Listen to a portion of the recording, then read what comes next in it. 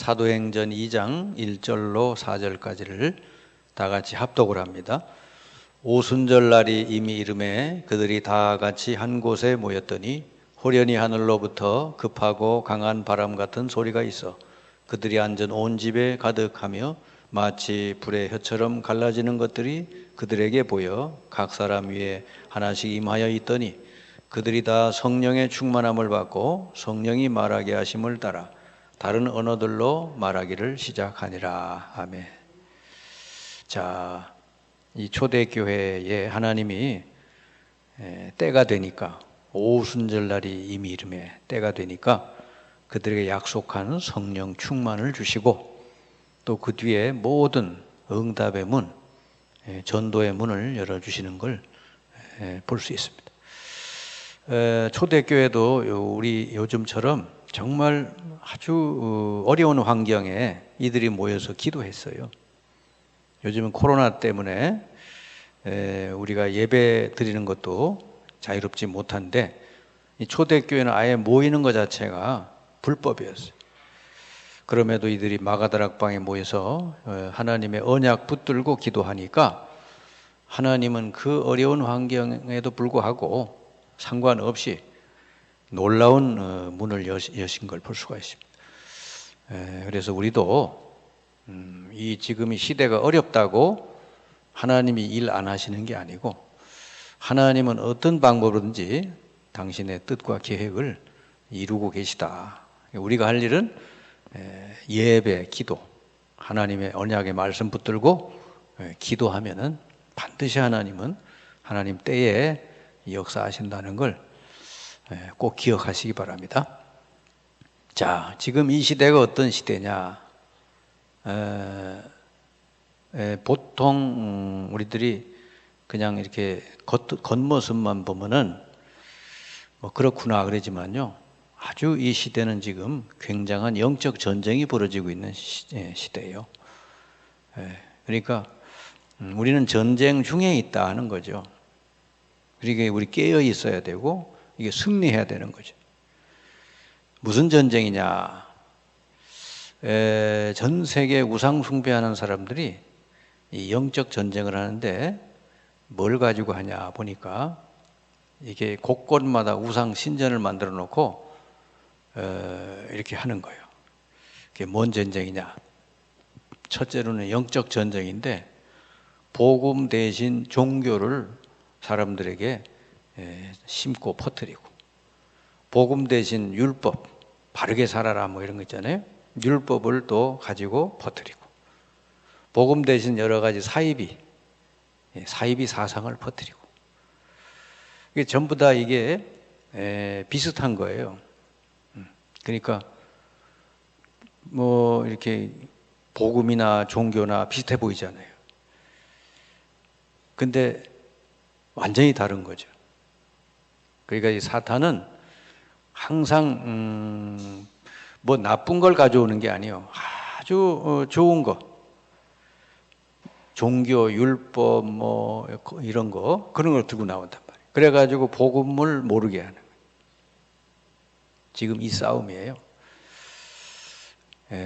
그래서 많은 사람들이 복음을 모르면 자꾸 종교 생활 내지는 율법 생활, 막 신비주의 이런 쪽으로 빠지게 되는 거예요. 그게 그냥 그래 되는 게 아니라 그게 바로 이 사탄의 역사다 그 말이죠.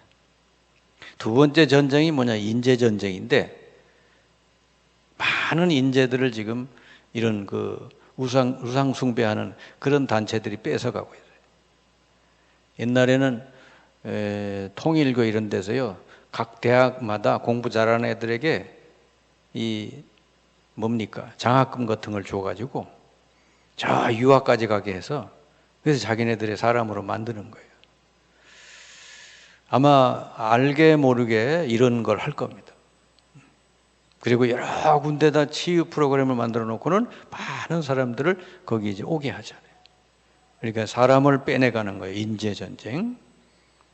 세 번째가 문화 전쟁인데 이건 뭐죠? 곳곳마다 막 어마어마한 우상들을 지어 놓고는 그래서 거기서 막 이렇게 많은 사람들이 오게 하는 거예요.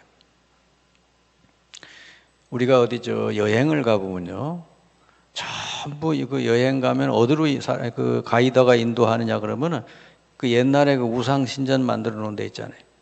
그런 데만 일부러 이렇게 다니더라 보니까. 가서 그런 것만 보는 거예요. 일본도 다녀왔는데 보니까 전부 이게 무슨 신사 뭐 이런 것들 있잖아요. 어마어마하게 우상 만들어 놓은 거. 그런 데를 이렇게 데리고 다니더라니까요. 그러니까 그게 사람들 속에 은연중에 들어가는 거예요. 우리는 복음을 알고 있으니까 저게 우상이다 그러지만은 모르면 그냥 그게 다 아주 대단하게 보여지는 거죠. 알게 모르게 사람들의 생각 마음을 사로잡게 되는 거다 그 말이죠. 지금 이 세상의 이 사이비 단체, 복음이 아닌데 많은 사람들을 미혹하고 영향을 주는 이 사이비 단체, 이게 뭐 뉴에이지나 이런 단체들이 뭘 가지고 세상을 유혹하느냐, 장악하느냐. 사람들에게요, 바로 이게 네가 하나님처럼 될 수 있다. 그걸 집어넣는 거예요. 네가 열심히 도 닦으면 이게 하나님처럼 될 수 있다. 그래가지고 결국은 뭐예요? 나 중심, 하나님 없는 나 중심, 내가 하나님 되는 그 속으로 이제 사람을 이끌어가는 거죠. 그래가지고 막 사람을 무아지경으로 빠지게 하고 막 그냥 이렇게 네가 바로 하나님이다 말이지. 하나님이 따로 없고 네가 바로 하나님이다. 그게 바로 창세기 3장에 사탄의 속임수잖아요. 이게 지금도 통하는 거예요, 사람들에게. 사람이 이렇게 막 도 닦고 막 이렇게 명상하고 막 깊이 들어가면 뭔가 이렇게 오잖아요. 근데 그게 사실은 결국 하나님이 아닌데 그렇게 이게 신하고 접촉이 되게 만든단 말이죠. 그게 자아인 줄 알고 거기 빠뜨리는 거죠. 자, 이런 시대에 우리가 있는데 이 시대에 지금 우리가 어떤 언약을 붙잡고 기도해야 될까? 우리 꼭 기억해야 돼요. 하나님이 이 시대에 우리들에게 원하시는 게 뭘까? 여러분이 꼭 기억해야 돼요. 현재 우리가 아무리 힘이 없어도 괜찮습니다. 하나님이 진짜 원하는 언약만 딱 붙잡고 있으면은 하나님은 역사하시게 돼 있다. 뭐 된다 안 된다는 것은 우리에게 있는 게 아니죠. 우리가 할 일은 뭐죠? 하나님의 언약, 이 시대에 우리에게 주시는 사명, 이걸 딱 붙들고 가는 거예요. 그게 우리가 할 일이죠. 그러면은 누가 나머지 일을 하시냐? 하나님이 하신다. 그래서 여러분은 걱정할 필요가 없어요. 언약, 하나님이 시대에 원하시는 언약만 딱 붙들고 간다면 우리는 걱정할 필요가 없어요. 창세기서부터 요한계시록까지 전부 언약을 붙드는 사람에게 하나님이 어떻게 역사하셨나 그 얘기예요. 하나님의 원하시는 뜻을 바로 잡은 사람에게 하나님은 반드시 기도 응답을 하시게 돼 있다. 이게 틀림이 없다고 말이죠. 그래서 우리가 아무리 지금 처지가 어렵고 약해도 하나님의 언약만 딱 붙들고 가면 되게 돼 있다는 거죠. 그래서 하나님이 지금 원하는 게 뭘까? 우선은 이 성도를 치유하는 그걸 하나님이 원하시는 거죠. 교회는 다니는데 복음을 모르고 종교 생활로 깊이 각인이 되고 뿌리 내린 사람들이 너무 많다고 말이죠. 교회는 열심히 나오는데 복음을 누리는 삶이 아니라 종교 생활로 열심히 뿌리 내려진 그런 사람들이 많아요. 그러면은 이 사람은요, 결국은 영적인 문제 해결이 안 돼서 어려움을 겪을 수밖에 없어요. 실패할 수밖에 없어요. 그래서 이렇게 사회 뉴스에 이 무슨 기독교인이 막 그렇게 흉악한 일에 주인공으로 나오고 그런 게 왜 그러냐? 이 복음 없는 종교 생활을 오래 해서 그런 거예요. 이거를 바꿔줘야 돼요. 여기에 답을 딱 줘야 돼요. 두 번째는 뭐죠? 지금 기도할 수 없는 아주 황폐된 영적인 상태에 있는 사람들이 많아요. 거의 기도도 못하고 있는 사람들이 많아요. 이런 사람들에게 기도할 수 있도록 도와줘야 돼. 조금이라도 집중해서 하나님을 향해 집중할 수 있도록 잘 도와주면 된단 말이죠. 하루에 단 10분이라도 모든 건 내려놓고 하나님을 향해 딱 집중하고 성령 충만하게 해달라고 기도하면은 많은 것이 치유가 될 텐데 그것도 안 하잖아요. 하루 종일 딴 생각에 사로잡히는 거예요. 세상만 쳐다보고. 그러니 영적인 상태는 더 황폐해질 수밖에 없는 것이죠. 그리고 그러면 어디로 들어가도록 해줘야 되냐? 사도행전 1장 1절, 3절, 8절 이 흐름 속으로 들어가도록 도와주면 된다 말이에요. 그리스도, 하나님 나라, 성령 충만 이 속으로 오직 그리스도로 내 중심에 모시게, 그리고 하나님의 말씀을 통해서 꾸준히 치유되도록, 그리고 날마다 성령 충만을 누리도록 그렇게 도와주면 돼요. 이렇게 되려면 어떻게 되죠? 교회가, 우리 후대들이 일주일에 한 번밖에 교회 못 오잖아요. 그 후대들이 올바른 기도하고 올바른 복음을 누릴 수 있도록 잘 체험할 수 있도록 도와줘야 돼요. 그 교회에 그런 무슨 체험관이나 이런 후대들이 와서 그런 걸 볼 수 있도록 만들어 놓는 게 우리의 할 일이다. 그리고 영적인 문제가 있는 사람은요, 잠깐 와서 예배만 드리고 간다고 되는 게 아니잖아요. 이들이 와서 정말 하루 종일 말씀 듣고 은혜 받고 기도할 수 있도록 그런 장소도 필요해요. 정말 여기서 쉬면서 우리 그래서 성도들이 치유가 되는 것이죠. 그리고 교회를 치료해 줘야 된다. 교회를 치유해야 된다. 지금 많은 교회들이요, 이 마태복음 16장 13절 20절 이 그리스도, 이 복음을 못 누리는 교회가 너무 많다고 말해요. 분명히 베드로가 주는 그리스도요 하나님의 아들이십니다 그랬는데 바로 주님이 축복 주시죠. 너는 반석이다. 너를 통해 교회가 세워지고 음부의 권세가 너를 이기지 못하고 천국 열쇠가 주어진다. 이 축복을 그냥 그리스도만 알고 믿으면 다 누리게 돼 있는 건데 이 못 누리는 교회들이 너무 많다. 치료해 줘야 돼요. 이 그리스도, 이 복음을 제대로 누리면은 반드시 뭐가 오느냐? 사도행전 2장의 역사가 일어나죠. 하나님의 능력이 나타나요. 하나님의 응답이 나타나요. 그러면은 정말 하나님이 살아 역사하셨구나. 하나님 능력을 이제 체험하게 되죠. 그러면 더 어떻게 돼요? 믿음의 확신이 생기죠. 그리고 더 나아가서 이 교회를 통해서 전 현장에 말씀 운동이 일어나고 영적 치유가 막 일어나게 되죠. 이런 교회를 만들어야 돼요. 여러분들은 바로 이런 사명을 가진 제자가 되기를 하나님 원하신다고 말이죠. 하나님은 이런 축복을 여러분에게 주시려고 여러분을 부르셨다는 걸 꼭 기억해야 돼요. 그래서 교회도 이렇게 바뀌어야 돼요. 치유가 되도록. 그 다음에 이렇게 교회가 치유돼서 뭐 합니까? 당연히 그 다음에 오는 게 있는데 전도 선교죠.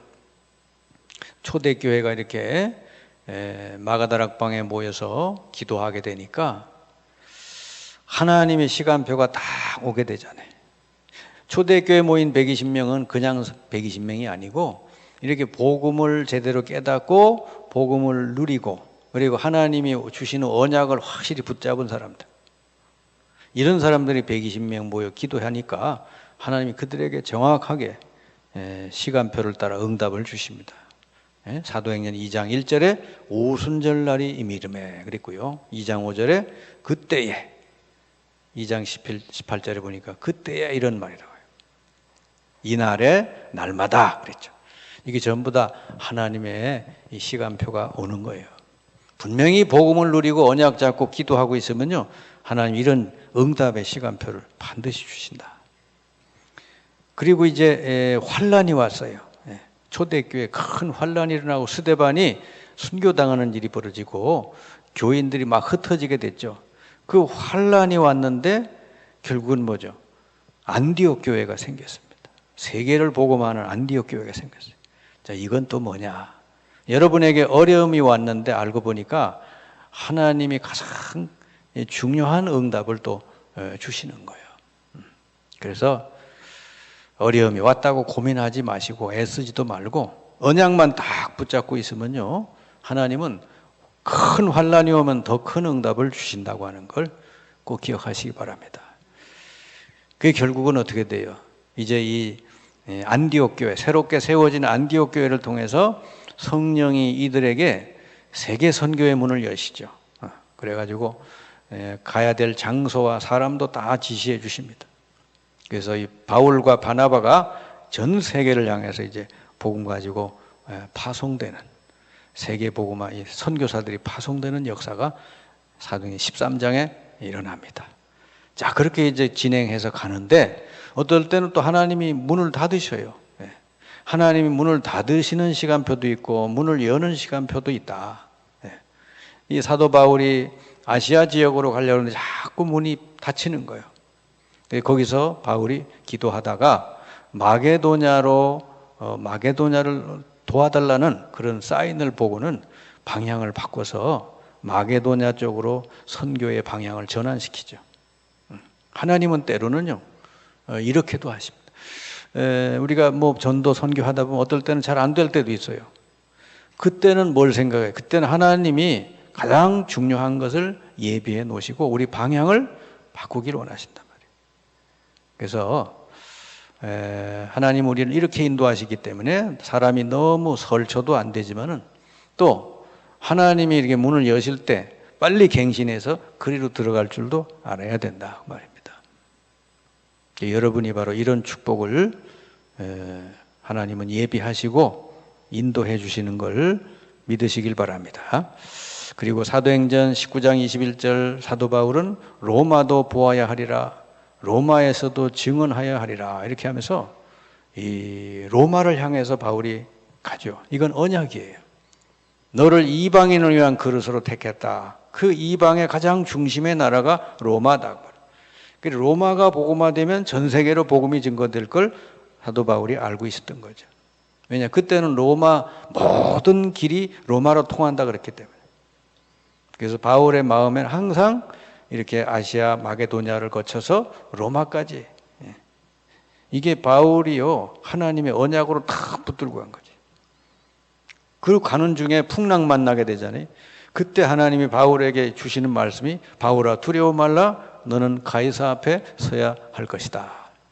네게 주신 언약을 반드시 하나님이 이루실 것이다, 그 말이에요. 너와 함께 있는 모든 사람들은 다 안전하다 그랬죠. 언약을 잡고 가는 사람이라면요, 그 하나 때문에, 그 사람 때문에 그 배 안에 있는 모든 사람을 하나님이 다 살리시는 거죠. 여러분이 언약을 제대로 잡고 인생을 산다면 여러분 때문에 여러분 주위 사람들이 다 살게 될 줄 믿습니다. 그래서 여러분 그냥 하나님이 부르신 게 아니고 성도를 치유하고 교회를 치유하고 이 땅을 살리라고, 이 영적 전쟁 가운데 있는 이 땅을 살리라고 여러분을 부르신 줄 믿습니다. 그래서 여러분이 우리가 꼭 해야 될 일이 뭐예요? 진짜 언약만 제대로 딱 붙잡고 가면은 된다 그 말이지. 그럼 응답은 하나님이 주시게 되어 있는 거예요. 그래서 아무 걱정할 거 없다.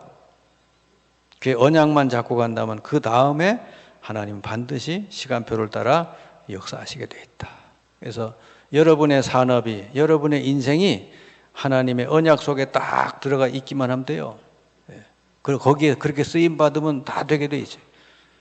그러면은 응답은 하나님 반드시 주게 돼 있단 말이죠. 중요한 게 제일 문제가 뭐죠? 내 인생의 언약 밖에 있는 사람, 그 사람은 아무리 잘 돼도 그건 틀린 거예요. 그건 성공이 아닙니다.